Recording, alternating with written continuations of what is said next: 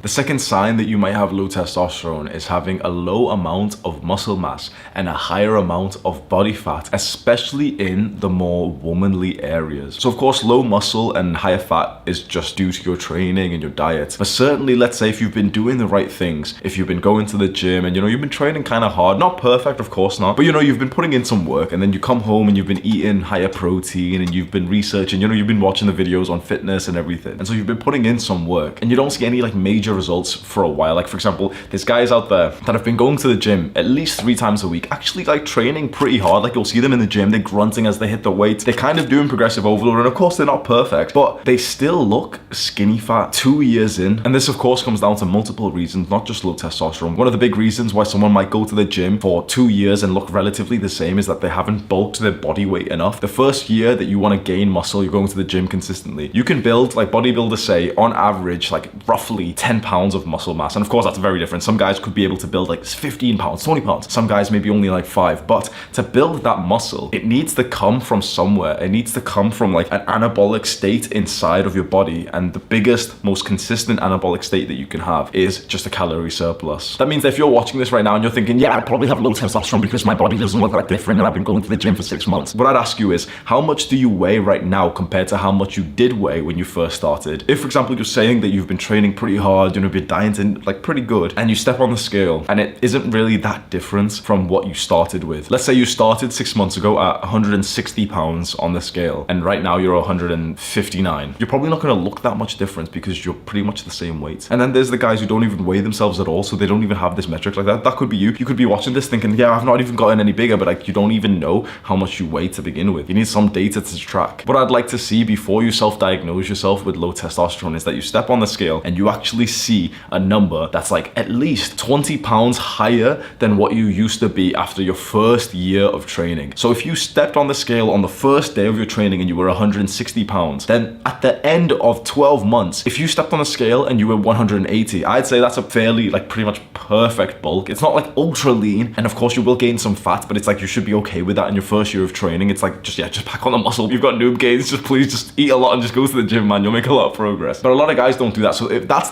the first protocol, if you're not making muscle in the first year, let's first focus on bulking, progressive overload, sleep, all those important things. But then let's say if you've genuinely been doing that, you've genuinely been sleeping okay, you've genuinely been training kind of hard, and you can literally see data on the scale that shows that you have gained weight, significant weight in the last 6 to 12 months, and you still look bad, you still don't look like you have that much muscle, you still literally can't see any new muscle on your arms, then there's something else up, isn't there? And so low testosterone can cause very little muscle and strength gains. And when it comes to taking steroids, a lot of people in the bodybuilder community always say something. They say like, steroids isn't a cheat code, you still have to work really, really hard if you take steroids. Past a certain level, sure, but to begin with, not really. There's at least one research that I remember that showed that if someone took steroids and didn't weight train at all, they literally just took steroids and just, sat around, they built, I believe, 6 pounds of lean muscle mass in like the 1 month trial or the 2 month trial that the study was going on. If they took steroids and then trained on top of that, it was more like 10 pounds of lean muscle mass that they built in like 2 months, which is what a normal person would probably build in his first year of training, never mind the years after that where the muscle gain is slower. And then they also compared this with someone who was natural going to the gym, and that guy made like I think 1 pound of muscle in the first 2 months. This is like it's a study that I remember seeing literally years ago, so I've probably got like the numbers wrong and everything. But from my perspective, that literally meant like steroids are kind of a cheat code, especially in the earlier years of your training. And of course, once you get to like bodybuilder level and some big guys taking them, it's like, yeah, that guy still have to go to the gym for like 10 hours a week or something. But those are two extremes, right? One is like the guy who sees no progress in like a year and he's probably got low testosterone. Then the other guy is like, the guy who blasts some gear and then he's made 10 pounds of muscle in like a month, right? Those are two extremes. But what if we consider the naturally higher testosterone, better genetics in terms of muscle mass kind of guys? This is where it gets really interesting and really blackpilling. Once I tell you this, you'll never be able to look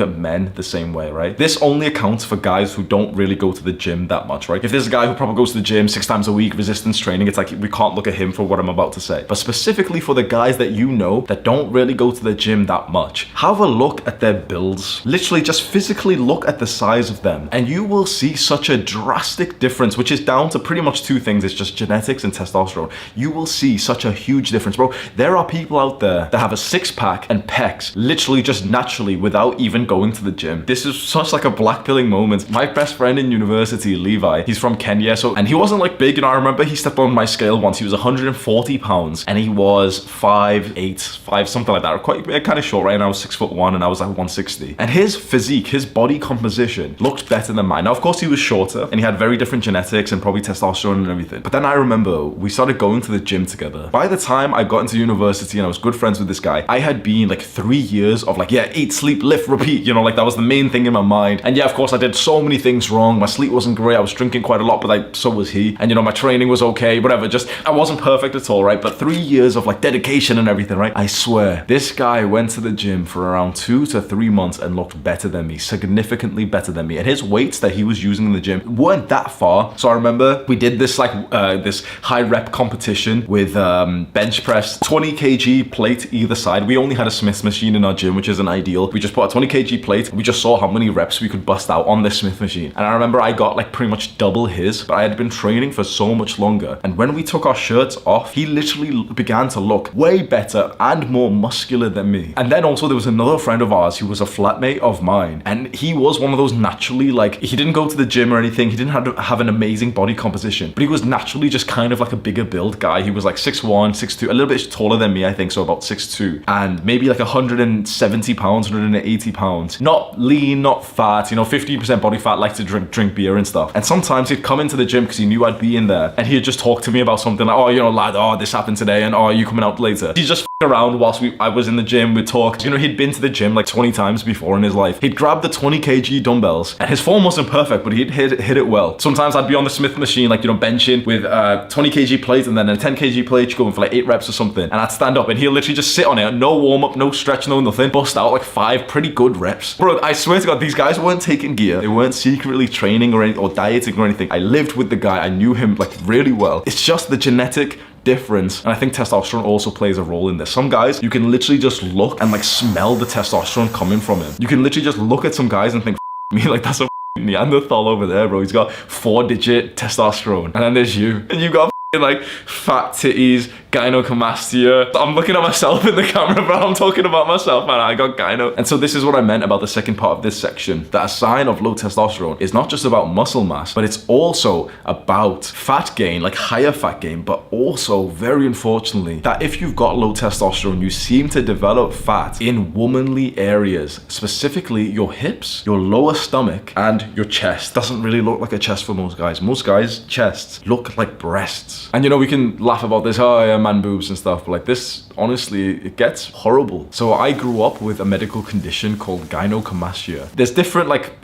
people who say different things, but from my understanding, it was that through puberty, my hormone levels were so messed up, my testosterone was so low, my estrogen was so high, that I began to develop just massive like nipples, like this big nipple, instead of like everyone else has got quite like perky nipples and everything. My nipples were massive. I just genetically gained more fat in my chest, so even if I'm lean, like 12% body fat, I'll still have like a fat chest, I'll still have like puffy nipples and everything. Still to this day, like I'll show you now, I'm not really insecure of it anymore. It doesn't look terrible anymore now because I'm lean and I've trained and I've got like a nice chest and stuff. It literally looks like normal now, right? But that's after 8 years of bodybuilding, specifically with the mindset of, yeah, I've got to build a chest that like hide this I know, bro. A lot of guys have something slightly different, which is that they just have quite unideal fat deposits, which is that, it's just like unfair places that you gain fat compared to everyone else. So it could be around your chest, around your boobs, it could be like a double chin, it could be face fat, it could be lower belly fat, butt fat and everything. But I think breast fat is one of the most aesthetically unpleasing things that a man can have. And I had this for a very long time. We can talk about it in a funny way, but genuinely, bro, I would insist on going to the doctors and literally like cry in front of them, not even like,